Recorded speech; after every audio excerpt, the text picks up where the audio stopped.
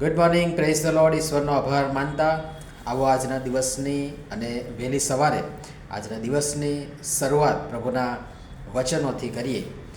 આળસુ પોતાનો હાથ થાળીમાં મૂકે છે ખરો, પણ તેને પોતાના મોં સુધી ઉઠાવવાનું મન થતું નથી. નીતિવચનોનું પુસ્તક, તેનો 19મો અધ્યાય અને તેની 24મી કલમ. આજનો વિચાર. ખ્રિસ્તમાં અતિ પ્રિયવાલા મિત્રો, પ્રભુ ઈસુ ખ્રિસ્તના પવિત્ર પાવન નામમાં આપ સર્વને સવારની પ્રેમભરી સલામ. આળસુ વિશે એક પછી એક વચન અને વિચાર પરમેશ્વર આ દિવસોમાં આપી રહ્યા છે, જે આપ સર્વની સમક્ષ રજૂ કરતા પરમેશ્વરનો આભાર જ માનું છું.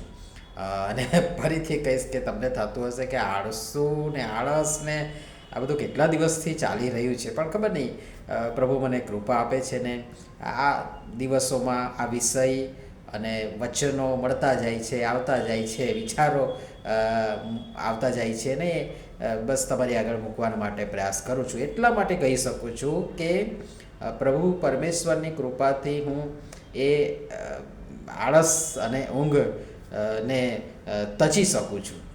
અને વહેલી સવારે 3:30, 4:45 સુધીમાં હું બધું ઉઠી જાઉં છું અને જાગી જાઉં છું. અને એ રીતે બહુ સરસ રીતે વહેલી સવારે પ્રભુની સમક્ષતામાં જવાનો, રહેવાનો, પ્રાર્થના કરવાનો, પ્રાર્થના યાત્રા એટલે કે પ્રેયર વોક કરવાનો, બાઇબલ વાંચન કરવાનો વગેરે બહુ ગજબનો સમય મળે છે. અને એ રીતે હું કહી શકું છું, કારણ કે હું કરું છું. અને તેથી આજની વાત કરીએ. આપણે અત્યાર સુધી જોયું કે આળસુ માણસ પોતે પકડેલો શિકાર પણ રાંધતો નથી. 12મા અધ્યાયની 27મી કલમ આપણે જોયું. આળસુનો જીવ ઈચ્છા કરે છે પણ તેને કંઈ મળતું નથી. 13મા અધ્યાયની 4મી કલમ આપણે જોઈ. આળસુ માણસને ભૂખ વેઠવી પડે છે. 19મો અધ્યાયને 15મી કલમ કદાચ ગઈકાલે જ આપણે જોયું. અને આજનું તો આખું વચન આમાં આળસુ અને ઉદ્યોગી કે ઉદ્યમી વિશે નહીં, પણ ખાલી માત્ર ને માત્ર આળસુ માટે જ આજનું આખું વચન છે. તમે જોજો, જીવનમાં ક્યારેક ને ક્યારેક આવો સમય, આવો અનુભવ થશે જ. જે વચનમાં લખ્યું છે ને, 2 સેન્ટેન્સમાં જે શબ્દો છે ગજબના છે. એ અનુભવ અચૂક થશે જ, અને થઈ પણ રહ્યો હશે, અથવા તો થઈ ગયો હશે, અથવા તો થશે. અથવા તો બીજી રીતે કહું તો જેઓની 30થી ઉપરની ઉંમર છે તેઓનો તો કદાચ અનુભવ પણ થઈ ગયો હશે. એટલા માટે કહું છું કે હા, એ અનુભવ મને થયો છે. આ વચનમાં જે છે એ પ્રમાણેનો અનુભવ મને થયો છે. તમને નવાઈ લાગશે, નવાઈ લાગીને લાગવી જ જોઈએ. મારી સારી વાતો જો આપને કરતો હોઉં, કહેતો હોઉં, તો નબળી વાત અને મારી જે મર્યાદાઓ છે એ પણ મૂકવી એ મારી ફરજમાં આવે છે, શીખવા માટે, સમજવા માટે. અને તેથી હું એના માટે શરમાઈશ નહીં. મને થતું કે એક સમયે અરે યાર, આ શું રોજનું આ બધું કેવું સારું, એને મસ્ત મજાનું સૂઈ રહેવાનું, ગોદડા અને ધાબળા ઓઢીને પડી રહેવાનું, આ કોઈ પાણી પીવડાવે કે કોળીઓ થાળીમાં બોળીને ખવડાવે તો કેટલું સારું. ઘણીવાર તો આળસ એટલી આવતી કે જમ્યા પછી ત્યાં જ ગબડી જવાનું મન થાય છે ને, થતું જ હશે.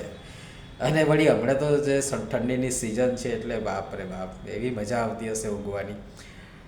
થાય જ, પણ એ મન થાય જ, પણ એને થવા દેવાનું નથી. મન થાય છે પણ એ કાર્યમાં પરિણમવું જોઈએ નહીં. એ થવા દેવાનું નથી. એ આપણે જોયું કે વચનમાં કે લાઈને હજી થોડીક નિંદ્રા, થોડીક ઊંઘ ટૂટિયા વાળીને થોડોક આરામ લેવા દો. એ આરામના બહાને આળસ ઘર કરશે ને એમ કરવાથી વચનમાં આપણે જોયું છે એ પ્રમાણે દરિદ્રતા લૂંટારાની પેઠે તથા કંગાલ અવસ્થા હથિયારબંધ માણસની પેઠે ચઢી આવશે. વચન કંઈ એમ જ નથી લખાયા. પરમેશ્વર માણસને જાણે છે. દુઃખની વાત એ કે માણસ હજુ પરમેશ્વરને જાણી શક્યો નથી. અને એટલે એ વચનો દ્વારા એ ભય સ્થાનો, આ બીવડાવવા માટે નહીં, પણ એ ભય સ્થાનો આપણને બતાવવામાં આવ્યા છે કે જેથી કરીને એ માણસ જુએ, જાણે, સમજે, ચેતે, સુધરે અને બચે. બાકી આળસ ભલભલાને કંઈ કેટલાય ખેરખાઓને ભોય ભેગા કરી આગળ વધી જાય છે. કિંતુ સર્વગુણ સંપન્ન હોવા છતાં પણ માણસ આળસની આડમાં પાછળ રહી ખુવાર થઈ જાય છે. અરે ભાણું તૈયાર છે, થાળી આગળ જ છે, એમાં હાથ પણ પાછો બોળેલો છે. અપિતુ આળસનો ભરડો તો જુઓ, એને પોતાના જ મોં સુધી ઉઠાવવાનું મન થતું નથી. કેટલી આળસ, કેવી આળસ વિચાર કરો. છતે ધાન ભૂખા મરે એ આળસુ, પાણીના અખૂટ જરા પાસે તરસ્યો મરે એ આળસુ. આ પાછું અમાય બીજા ઘણા મર્મો છે. આધ્યાત્મિક દ્રષ્ટિએ જોશો, આત્મિક દ્રષ્ટિએ જોશો તો એમાં પણ આ બધી બાબતો મૂકવા પ્રયાસ કરજો, સમજવા પ્રયાસ કરજો, વિચારજો અને સમજવા પ્રયાસ કરજો. ચાલો, આજે આટલું જ. વધુ આવતીકાલે જોઈશું. પ્રભુ સમજવા સહાય કરો. પ્રાર્થના કરીએ. પ્રેમાળ પિતા, મહાન અને ગૌરવી પરમેશ્વર પિતા, અમારી આગળ ભાણું તૈયાર છે. અખૂટ પાણીનો કદી ન સુકાનાર એવો ઝરો છે, છતાં અમે ભૂખે અને તરસે મરીએ છીએ. કૃપા કરી અમારી આળસ તજી હાલ જે હાથવગું છે ને સુલભ રીતે પ્રાપ્ય છે એને ખાવા, પીવા અને પચવવા અમારી સહાય તથા મદદ કરો. પ્રભુ ઈસુના નામમાં આમીન. ધન્યવાદ.